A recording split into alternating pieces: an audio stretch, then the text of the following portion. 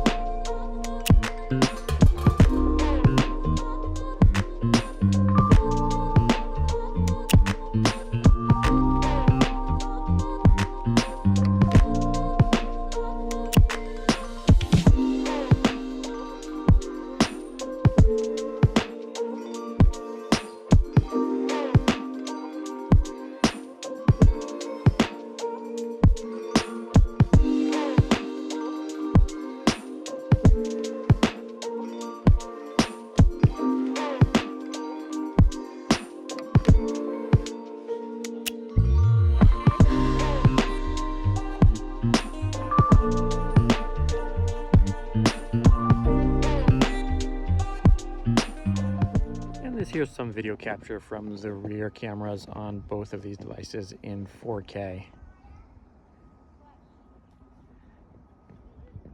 Going from the ultra wide camera to the main sensor. Of course, the iPhone 12 doesn't have any zoom cameras, so you're not able to take advantage of the capabilities like the Galaxy S21 Ultra does with its 3x. And then finally, it's 10x zoom camera, getting in amazingly close to a subject.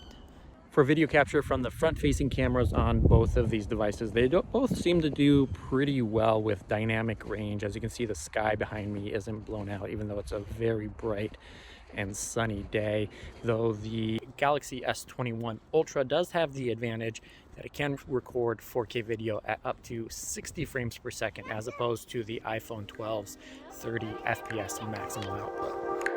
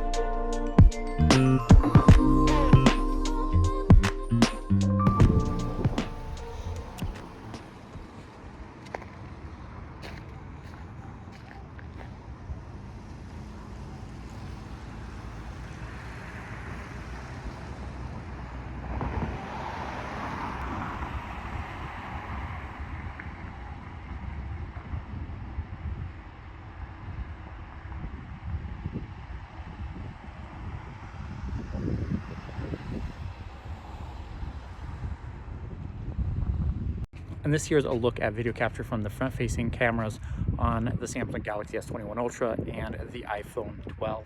From what I can see on the screen, both of them look really good, and it's kind of hard to tell them apart. It'll be interesting to see how they look on a different display when put side by side.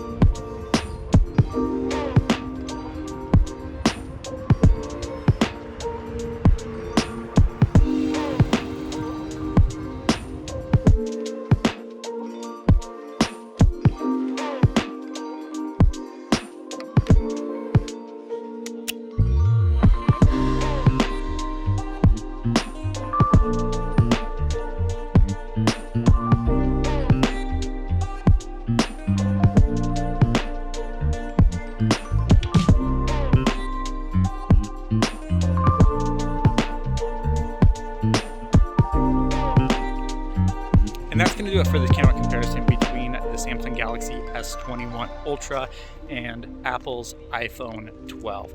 Let me know what you think of the results in the comments below, and which device you would rather use on a day-to-day basis for capturing your photos and videos. My review of the Galaxy S21 Ultra is still coming up, so make sure you subscribe to the channel and stay tuned for that. Thank you guys so much for watching, and I'll catch you in the next one.